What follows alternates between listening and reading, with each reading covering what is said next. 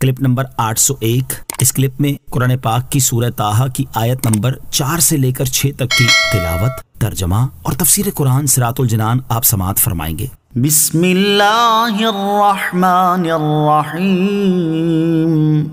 ترجمہ: اللہ کے نام سے شروع جو نہایت مہربان رحمت والا ہے۔ تنزیلا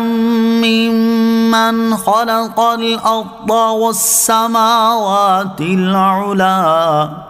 ترجمہ: اس کی طرف سے نازل کیا ہوا ہے جس نے زمین اور اونچے آسمان بنائے۔ تنزیلا، نازل کیا ہوا ہے۔ اس آیت میں اللہ تعالیٰ نے قرآن مجید کی عظمت بیان فرمائی کہ یہ قرآن اس اللہ عز و جل کی طرف سے نازل کیا ہوا ہے جس نے زمینوں اور بلند آسمانوں کو پیدا فرمایا، اور جس نے اتنی عظیم مخلوق پیدا فرمائی وہ خالق کتنا عظیم ہوگا۔ اور جب ایسی عظیم ذات نے قرآن مجید نازل فرمایا ہے تو یہ قرآن کتنا عظمت والا ہوگا۔ قرآن مجید کی عظمت بیان کرنے کا مقصد، یہاں قرآن کریم کی عظمت بیان کرنے سے مقصود یہ ہے کہ لوگ اس کے معانی میں غور و فکر کریں اور اس کے حقائق میں تدبر کریں، کیونکہ اس بات کا مشاہدہ ہے کہ جس پیغام کو بھیجنے والا انتہائی عظیم ہو تو اس پیغام کو بہت اہمیت دی جاتی ہے اور پوری توجہ سے اسے سنا جاتا ہے اور بھرپور طریقے سے اس کی اطاعت کی جاتی ہے۔ اور جب قرآن کریم کو نازل فرمانے والا سب سے بڑا عظیم ہے تو اس کی طرف سے بھیجے ہوئے قرآن عظیم کو سب سے زیادہ توجہ کے ساتھ سننا چاہیے اور اس میں انتہائی غور و فکر کرنا اور کامل طریقے سے اس کے دیے ہوئے احکام پر عمل کرنا چاہیے۔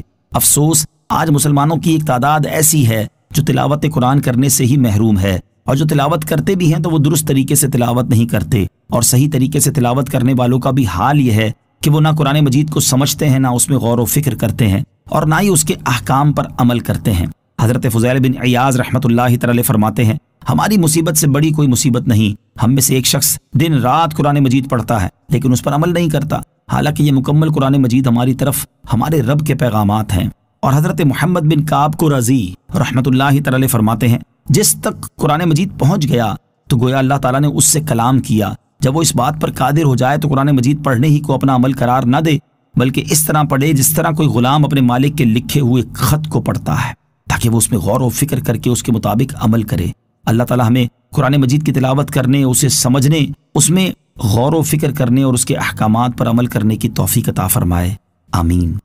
الرحمن علی العرش استوى له ما في السماوات وما في الأرض وما بينهما وما تحت الثرى۔ ترجمہ: